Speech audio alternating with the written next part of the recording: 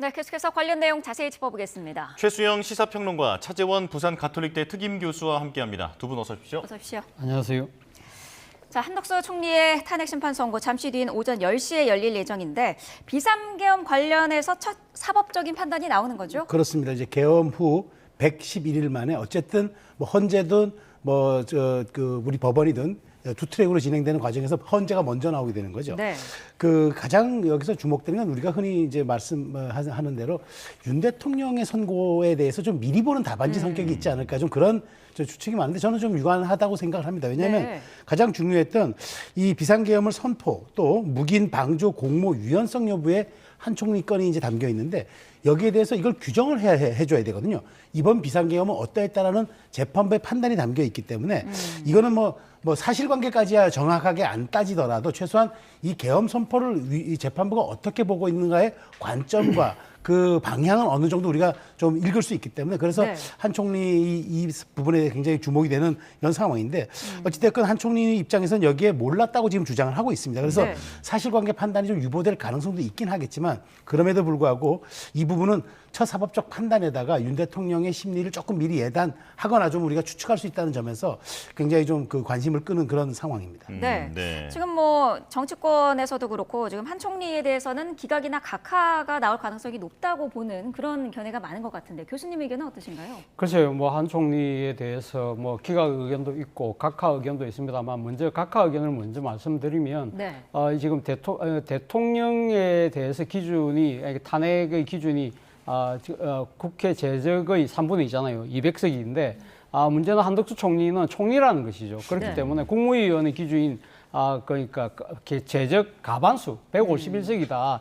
이 부분이 이제 상당히 의견이 엇갈리는 측면이 있는데 한덕수 총리에 대해서 과연 어떤 기준을 정할 것인가 이 부분과 관련해서 국회 측에서는 국무위원이고 그러니까 총리라는 원래의 신분의 기준을 해서 가반수만 통과되면 된다고 해서 그때 192석이었지만 그러나 가반수가 넘었기 때문에 네. 탄핵이 이루어졌다고 이야기를 하고 있습니다만 그러나 한덕수 총리 측에서는 아니다, 그건 아니다. 대통령의 실질적인 그 권한을 행사하고 있었기 때문에 대통령에 대한 기준이 적용이 돼야 된다. 이 부분을 과연 어떻게 판단할 것인가 부분인데 네. 만약에 한덕수 총리나 또 이 정부나 국민의힘에서 주장하는 것처럼 대통령의 기준이 된다고 한다면 한덕수 총리에 대해서는 각하가 놓을 가능성이 높다. 그럴 경우에는 한덕수 총리의 탄핵과 관련된 여러 가지 소추 사유에 대해서 사실은 뭡니까? 그러니까 이 일종의 그러니까 결정을 내리지 않는 그러한 가능성이 높다는 것이고 또 하나의 기각의 의미는 한덕수 총리와 관련된 여러 가지 탄핵 소추 사유 중에 가장 중요한 부분은 제가 생각했을 때는 한덕수 총리가 권한 대행이 됐을 때 헌법재판관 3명이 국회에서 선출됐는데도 임명하지 않았던 부분이거든요. 네. 바로 그 부분과 관련해서는 제가 생각했을 때는 한덕수 총리에 대한 그 대목은 저는 위헌일 가능성이 상당히 높다고 봐요. 왜냐하면 만약 이 헌법재판관에 대해서 최상목 권한 대행이 임명을 하지 않은 부분에 대해서 벌써 헌법재판소가 그것은 위헌이라고 판결을 내린 적이 있기 때문에 자 그렇다고 한다면 한덕수 총리가 위헌일 경우에는 과연 파면까지 갈 것이냐. 그러나 이 부분과 관련해서는 좀 전문가들의 의견도 엇갈리는 것 같아요. 네. 위헌이긴 하지만 그러니까 직을 파면할 정도로 상당히 심각하지 않다고 볼 경우에는 아마 그러니까 이 탄핵을 기각해서 직무가 복귀되는 그런 상황이 될 수 있다. 문제는 그럴 경우에는 헌법재판소가 헌법재판관을 임명하지 않은 부분을 위헌이라고 해놓고 직을 파면하지 않는 경우는 자기 모순에 빠질 수 있다는 그런 지적도 있기 때문에 네. 과연 어떤 선택을 할지가 초미의 관심이 되는 것 같습니다. 네. 네, 교수님 조금 전에 최수영 평론가는 한 총리 선고 결과가 네. 대통령 선고 결과에도 관계가 있을 것으로 본다라고 말씀하셨는데 교수님 판단은 어떻습니까?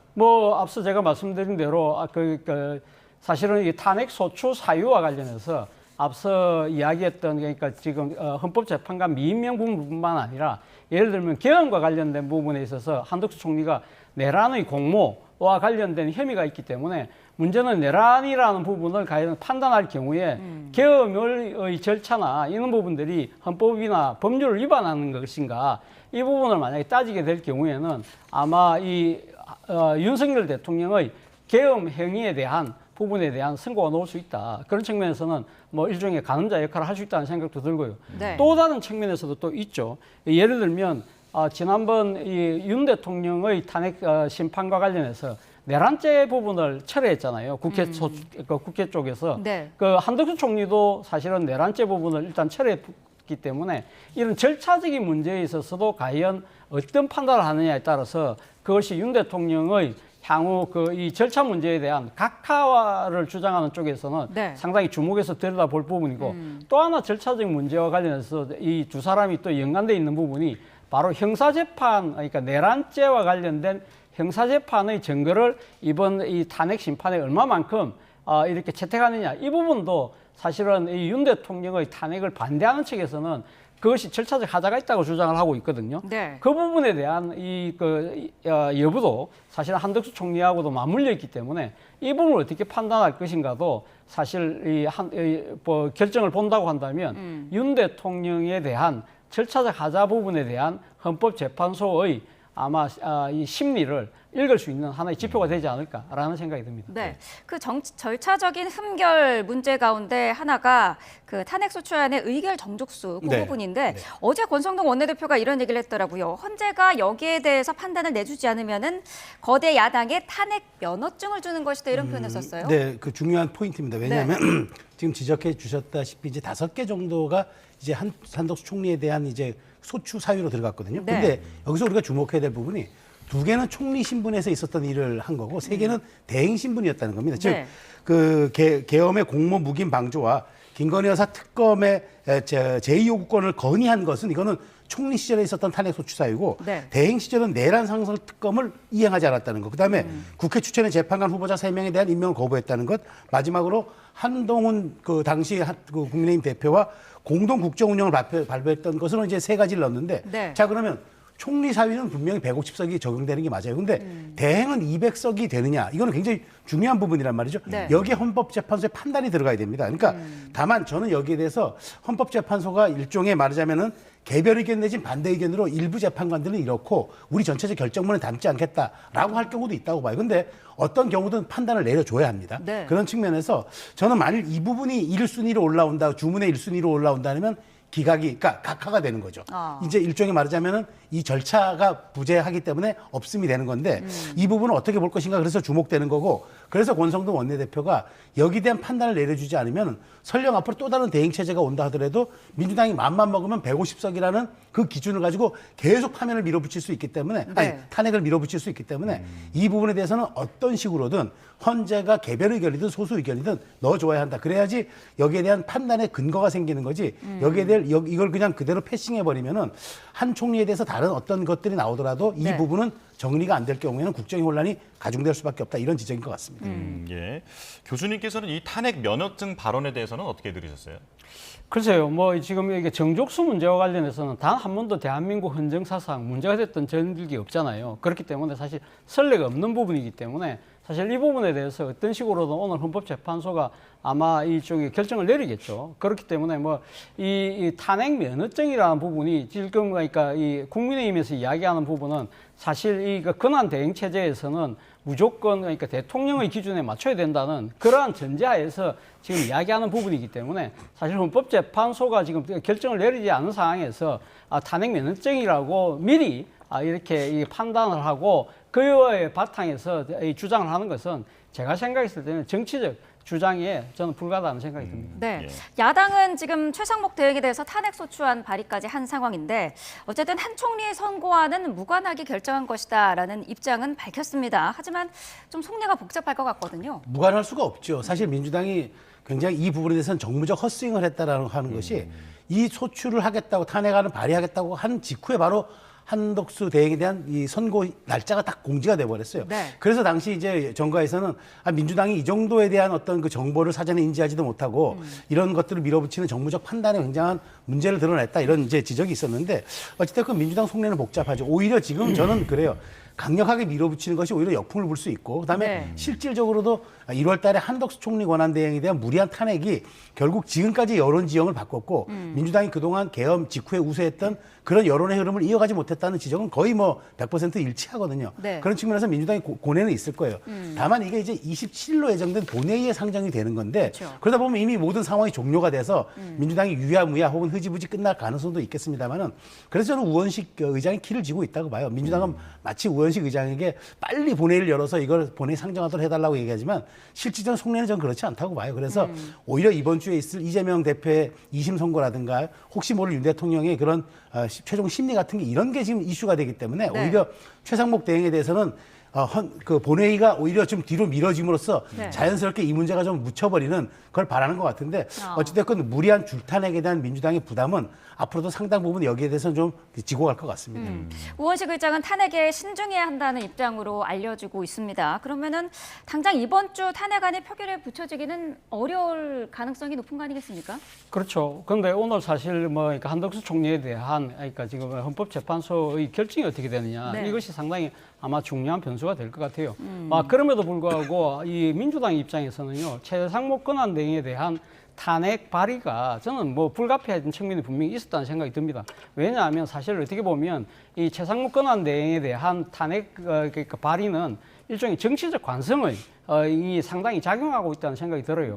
지금 민주당 입장에서는요 최상목 권한 대행이 헌법재판소가 이 결정한 40여 헌법재판관에 대한 임명이 위헌이라는 부분을 분명히 했잖아요. 그런데 한 달 가까이 지금 임명하지 않는 것 자체는 심각한 헌법 위반이거든요. 그리고 또 하나는 민주당이 그동안 추진해왔던 여러 가지 중요한 법안들에 대해서 권한 대행이 무려 9번이나 지금 거부권을 행사한 상태입니다. 그렇다고 하다면 여기에 대한 정치적 액션이 아무것도 없이 그냥 민주당이 그냥 앉아있을 경우 자시하고 방관할 경우에는 민주당의 지지층, 더 나아가서는 중도층한테도 상당히 그러니까 이 정치적인 잘못된 메시지를 줄 수 있다고 판단할 수밖에 없다는 것이죠. 그렇기 때문에 사실 민주당은 최상목 권한 대행에 대한 탄핵을 발의할 수밖에 없는 그러한 처지로 내몰렸던 것이고요. 그런데 문제는 아까 뭐 정보력 말씀하셨지만 민주당 입장에서는 일단 한덕수 총리에 대한 선고일이 정해졌다는 그 자체가 사실 그것 때문에 만약에 발의할 걸 갖다가 멈출 경우에는 네. 사실 그럼 한덕수 총리에 대한 선고가 기각되는 걸 스스로 용인하는 꼴이 될 수밖에 없는 거잖아요. 그러다 보니까 그대로 갈 수밖에 없는 상황인데 말 그대로 지금 시위를 떠난 활과 같은 상황이긴 합니다만 물론 민주당이 줄탄핵과 여기에 대한 줄기각 이 부분에 대해서 그 거대 야당의 오만과 독주라는 프레임 속에 빠질 수는 있긴 합니다만 네. 그래도 하나 이 비빌 언덕이라는 것이 바로 오원식 의장이라는 것이죠. 오원식 의장이 사실은 뭐 그러니까 이 국회 본회의 보고위에 72시간 안에 투표를 해야 되는데 네. 오원식 의장이 그 진행을 하지 않으면 자동 폐기가 될 수 있기 때문에 그렇죠. 아마 오원식 의장 입장에서는 오늘 이 탄핵 그러니까 이 뭡니까 한 총리에 대한 선고 결과를 보고 만약에 한 총리에 대해서 제가 생각할 때 그렇습니다. 만약에 기각이 될 경우에는 뭐 이 그 직무가 복귀되니까 그냥 네. 그렇게 그냥 유야무야하게 넘어갈 수 있지만 그러나 이 뭐랄까요? 그러니까 탄핵이 각하가 그러니까 지금 각하나 인용이 그러니까 인용이 될 경우에는 사실은 그럼 최상목 권한 대행이 계속적으로 자리를 지켜야 되는 상황이라고 될 수밖에 없기 때문에 그럴 경우에는 또 권한 대행을 탄핵했을 때 오는 국정 공백에 대한 우려 이런 부분들 때문에 과연 오원식 의장이 어떤 판단을 할지는 네. 그때부터는 좀 주목해 볼 필요가 있을 것 같습니다. 예. 자, 그런 거면 민주당이 오늘부터 광화문에 천막 당사를 세워서 파면 선고할 때까지 싸우겠다. 이렇게 장외 공세를 좀 고조시키고 있습니다. 하지만 좀 과거 며칠 전만 보더라도 사실 정치권에서 자중하자라는 목소리도 많이 나오고는 있었는데 지금은 여당이나 야당이나 모두 그런 목소리를 찾아볼 수가 없거든요. 정치권의 이런 움직임 어떻게 보십니까? 그러니까 민주당이 좀 보면은 이번에 12년 만에 천막 당사를 지금 했다는 겁니다. 근데 우리가 이제 보면은 이제 이런 것들이 좀 조급증일 수 있다는 지적을 했는데 지금은 조급증으로 약간 불안감이 있는 것 같아요. 그러다 보니까 오히려 저는 그렇습니다. 지금 민주당이 이렇게 야외로 나가서 천막 당사를 하고 12년 만에 이걸 하겠다는 것 지지층도 지지층이지만 중도층이 어떻게 보겠습니까? 정말 이게 탄핵이 여러 가지로 봤을 때 이게 기각이나 각하가 될 가능성이 있어서 민주당이 저렇게 불안감을 표출하는구나. 저는 오히려 이 부분도 좀 정무적인 판단의 미스라고 봐요. 왜냐 지금 평의의 시간이고 거의 평결로 가는 이 시간 속에 이 자체가 헌재에게 그럼 어떤 시그널을 주겠습니까? 민주당이 그렇게 국민의힘 보고 장애로 나가지 말고 자극적인 발언하지 말라고 해놓고 이제는 당 지도부가 아예 당사를 광장으로 옮기겠다는 이 부분은 국민의힘 보고 앞으로 뭘 하겠습니까? 물론 지금 국민의힘 입장에서는 지도부는 자제를 요청하고 개별 의원들은 광장으로 나가는 약간의 그런 이중적인 태도를 보이고 있지만 네. 그거는 개별 의원들의 판단에 맡긴다는 지도부의 최소한의 원칙이라도 있는 건데 민주당의 이러한 모습은 아예 지도부 자체가 당사를 통째로 들고 광장으로 나가서 지지층 직결이라든가 헌재를 압박하겠다는 이런 모습들은 지금 민주당이 정말 최근에 여론의 지형과 기류 이런 모든 것들을 떠나서 여기에 대한 민주당의 어떤 불안감이 정말 당 지도부에 엄습하고 있는 것이 아니냐 이런 판단을 줄 수밖에 없어서 사실 우리가 천막당사 뭐 이런 얘기들은 어떤 그 약자가 쇄신이나 어떤 혁신, 어떤 개혁 이런 것들을 위해서 국민에게 호소할 때 쓰는 거지 겁박과 협박의 용도로 쓰는 경우는 없었거든요. 그런 측면에서 민주당의 이건 저도 또 하나의 전략적 패착이라고 보는데 네. 아무리 아무리 이렇게 한다 그래도 실적으로 분위기가 그렇다고 뭐 다 바뀌어지겠습니까? 다만 이제 이런 것들이 좀 자제를 요청해야 되는 이 시점에 오히려 좀 발화점으로 작용하고 있지 않을까 싶은 그런 우려감 사실 드는 게 맞습니다. 예. 민주당이 대통령 파면을 선고할 때까지 싸우겠다라고 한 부분에 대해서 국민의힘에서는 이거는 그러면은 뭐 기각이나 각하가 될 경우에 불복하려는 준비 차원 아니냐 이런 지적도 있더라고요. 뭐 국민의힘에서는 민주당에 대한 뭐 정치적 공시 차원에서 그런 이야기를 할 수 있겠죠. 그러나 민주당 입장에서는 현재 승복 여부를 미리 밝힐 수가 없는 것 자체가 따지고 보면 이거잖아요. 그러니까 윤 대통령이 사고를 쳐서 징계유예 해부돼 있는 당사자인데 징계유예 해부된 당사자가 승복 여부를 이야기하고 있지 않은 상황에서 사실은 그 사고를 친 그 사건의 일종의 피해자격인 민주당이 먼저 그 부분을 이야기한다는 것이 사실 좀 어폐가 있는 부분이 분명히 있는 것이거든요. 그렇기 때문에 민주당 입장에서는 어떤 식으로든 지금 자신들이 주장하고 있는 대통령 탄핵 인용만 이야기할 수밖에 없는 상황이지만 설사 대통령 탄핵이 기각된다고 하더라도 민주당이 과연 어떤 정치적 액션을 취할 수 있을 것이냐에 대해서 미리 뭔가 이야기하는 부분은 민주당 입장에서는 정치적으로 올바르지 않은 태도라고 아마 본인들 스스로는 생각하고 있을 가능성이 좀 높다는 생각이 들고요. 네. 앞서 이야기했던 대로 민주당이 지금 천막 당사를 치는 정도로 여러 가지 정치적 액션을 하는 부분은요. 제가 생각했을 때는 일종의 위기감보다는 일종의 절박감인 것이죠. 사실은 그러니까 이 윤 대통령에 대한 이 지금 탄핵 심판이 예상보다 상당히 길어지고 있는 상황이기 때문에 여기에 대해서 많은 국민들이 사실은 좀 두려워하고 불안해하는 측면도 분명히 있는 것이거든요. 그렇다고 한다면 민주당 입장에서는 그러면 이런 불안한 국민들에 대해서 민주당이 어떠한 정치적 액션을 취할 것인가에 대한 나름대로 고심의 결과가 있긴 하다는 생각이 들어요. 그럼에도 불구하고 저는 이러한 선택 자체가 그렇게 썩 좋아 보이지는 않습니다. 왜냐하면 민주당 나름대로 절박감을 이야기하고 있지만 탄핵을 반대하는 세력들 입장에서는 보면 야 우리가 이렇게 큰 목소리를 내고 이렇게 장에서 크게 집회를 하면서 세를 가시하니까 민주당도 쪼리는 거구나. 그런 식으로 하면서 야 우리들의 행위가 정당하다는 식으로 아마 이렇게 상당히 아전인수격으로 해석을 해서 이 탄핵 반대 세력에게 새로운 하나의 정치적 동력을 제공할 수도 있다는 것이죠. 그리고 또 특히 대통령 탄핵이 인용되고 난 이후에 펼쳐질 국민이 바로 조기 대선 국민일 가능성이 높잖아요. 네. 그렇다고 한다면 이 민주당 입장에서는 수권 대안정당으로서 또 그리고 특히 국회를 절대적으로 지배하고 있는 거대 야당의 입장에서는 뭔가 뭐랄까 민생과 경제를 챙기는 모습도 제대로 하는 그런 투트랙의 방식을 취하는 것이 어땠을까라는 아쉬움이 있다는 겁니다. 네. 예. 자, 지금 민주당의 행보에 대해서 두 분께서는 위기감이다 혹은 절박감이다 이렇게 엇갈린 표현을 해주시기는 했는데 그런데 권성동 원내대표는 최근에 이런 민주당 행보에 대해서 당대표의 죄악을 덮어보겠다는 전형적인 광인 전략이다라는 강경한 표현까지 썼거든요. 어떻게 들으셨습니까? 저는 이 지적이 매우 타당하게 들리는 게 박찬대 원내대표가 뭐라고 했습니까? 무조건 26일 전에 나와야 된다고. 그러니까 이거는 헌재를 강제하는 거잖아요. 헌재가 최소한 하게 되면 2, 3일 전에 고지하겠죠. 근데 그럼에도 불구하고 무조건 26일 전에 나와줘야 한다는 이 얘기는 박찬대 원내대표뿐만 아니라 전 민주당 의원들의 속내를 드러냈다고 봐요. 어찌되었건 이재명 대표보다는 윤 대통령 선거가 앞서 나와야 된다는 그런 기준 하나, 무조건 또 파면이라는 말하자면 또 하나의 기준 하나, 그것을 전제하고 얘기를 하는 겁니다. 아니 이재명 대표보다 앞서서 해야 될 이유가 뭐가 있습니까? 대통령이 직을 파면하는 행위가 과연 국가적 이익에 부합하는지가 헌재가 판단해야 할 가장 중요한 기점인데 그것의 기준 여부가 이재명 대표보다도 앞서는 무조건 내줘야 한다. 이 얘기는 바로 권성동 원내대표가 짚은 바로 거의 광인 전략, 미치광이 전략이 아니냐 이렇게 지금 얘기가 될 수밖에 없는 거죠. 왜냐하면은 이재명 대표 26일이라는 건 민주당 입장에서는 중요한 게 이재명 대표 선거가 먼저 나오면은 이번 만일 조기 대선 설령 있다 하더라도 이재명 대 반 이재명의 구도로 이번 조기 대선이 되겠지만 윤석열 대통령이 그게 먼저 나와버리면은 일단 그 계엄에 대한 얘기가 찬반으로 나뉘면서 이게 좀 덮어질 수 있다는 그런 정치적 속셈을 갖고 있는 거죠. 그러니까 나라의 국가적 위기 혹은 뭐 대통령에 대한 탄핵 여부 그다음에 그 직을 떼므로써 국가적 위기 이런 것들에 대한 생각은 민주당에 없고 오직 이재명 대표보다 대통령의 선거가 먼저 나와야만 이것이 우리 선거에 유리하다. 이 얘기가 딱 앞선 거잖아요. 그렇다 보니까 아무리 누가 뭐라도 이 부분에 대해서 설령 쉴드를 치더라도 많은 부분들이 이재명 대표의 이런 2심 선고, 특히나 공직선거법 2심은 그야말로 앞으로 5년간의 피선거권 박탈을 좌지우지하는 중요 문제니까 네. 여기에 사활을 거는구나 이렇게 볼 수밖에 없는 거예요. 그러니까 아무리 변명하더라도 민주당은 이런 속내를 숨기지 않는 이상 저는 여기에 대한 비난은 온전히 감수해야 될 몫이라고 생각합니다. 네, 말씀하신 것처럼 이번 주 수요일에 민주당 이재명 대표의 선거법 위반 항소심 재판이 있는데 이 대표의 대권 가도는 여기에 달려있다 이렇게 지금 볼 수가 있지 않겠습니까?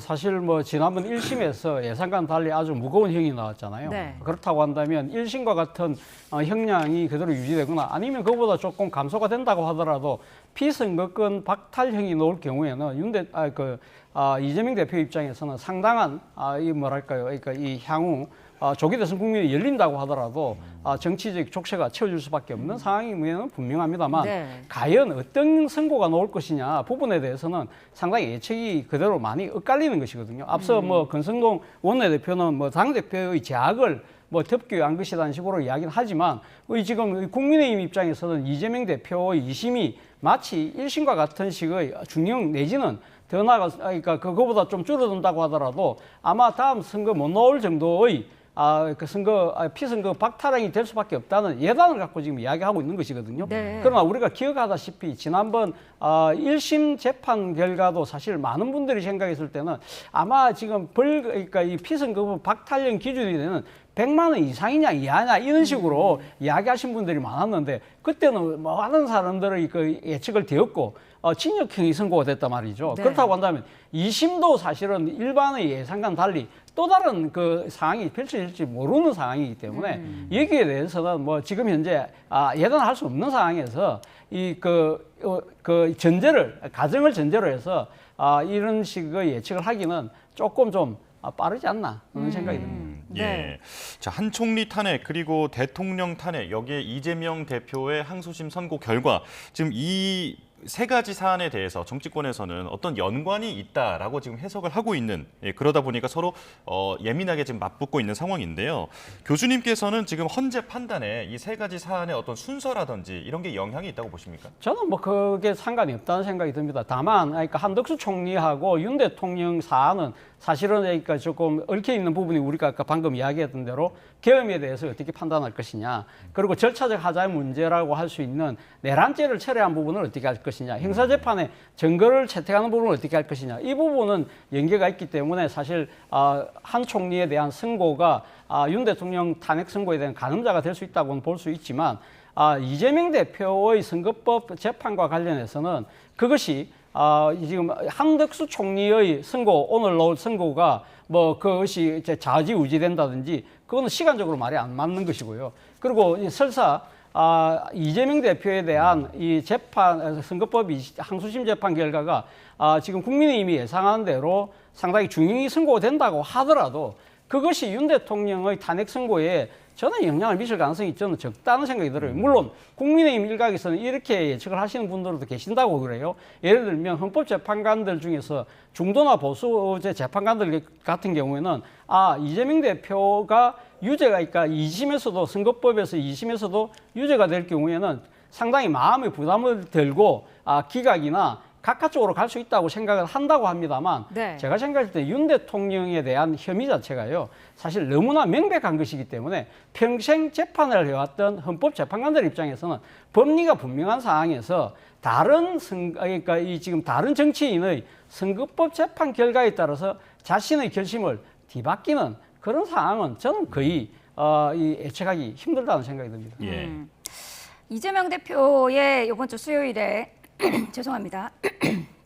그 재판 결과가 사실 관심이 있는 그런 부분인데 만약에 그 피선거권 박탈에 준하는 형을 받으면 대법원에 상고할 것으로 네. 보이지만 사실 뭐 흠결 있는 후보라는 그런 그 이미지를 벗어날 수는 없을 것 같은데 여기에 대해서 여권도 지금 압박을 가세하고 있는 게요. 특히 안철수 의원이 상당히 강하게 네. 얘기를 하고 있는데 이 대표를 향해서 정계에서 은퇴하라 이렇게까지 얘기를 했더라고요. 물론 이제 뭐 2심 선고가 나왔다고 해서 그것이 이제 3심까지 적용된 건 아니니까 네. 이제 정계를 은퇴하라 한 그 안철수 의원의 속내는 이런 것 같아요. 그러니까 이렇게 정말 훈장처럼 수십 개의 어떤 사법 리스크를 몸에 주렁주렁 안고 있는 후보가 과연 그러면 2심 선고 같은 공직선거법에서도 유죄가 나온다 그러면은 이걸 가지고 과연 공당의 대표, 더 나아가 집권 가능성이 지금 있다고 하는 야당의 대표로서 후보가 되는 게 맞느냐는 문제를 지적하면서 그것이 결국 우리의 역사를 그 정치 역사를 좀 진일보하거나 더 발전시키는 것이 아니라 퇴보하거나 후퇴시킬 수 있는 이런 사안이기 때문에